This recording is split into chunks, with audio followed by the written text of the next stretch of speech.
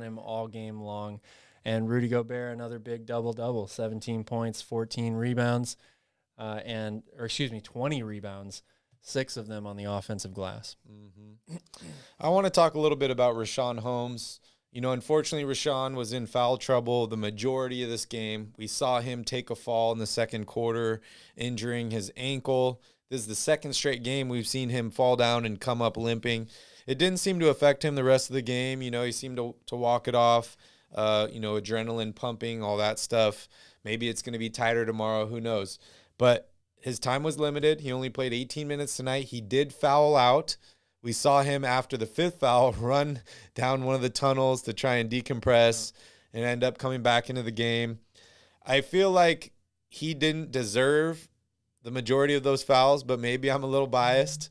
I felt like the refs were calling more on their end than on our end. So you could tell he was frustrated, especially that last foul, where he's straight up and down. And unfortunately gets ejected. I think that was the 5th foul. The 5th foul. Gets ejected from the game. But, only 18 minutes, 10 rebounds, only 6 points. But I felt like Richaun had a huge impact on this game. He had that offensive rebound late in the game with the assist to the and one for Harrison Barnes to bring the Kings within 3. So I'm just really happy to see Richaun. He's engaged.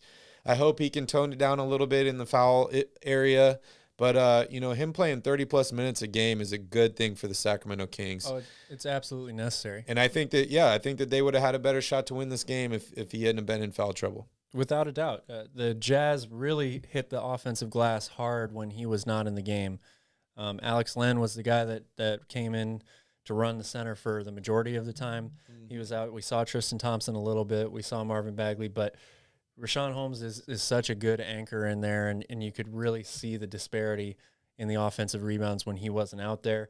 It's always a tough assignment to go against a guy like Rudy Gobert. It's going to be a physical battle all night long. So, I expect to see a number of fouls for Richaun Holmes in any game like this, whether he's got to play Joel Embiid or Nikola Jokic. The big bruising centers in this league are always going to be tough battles.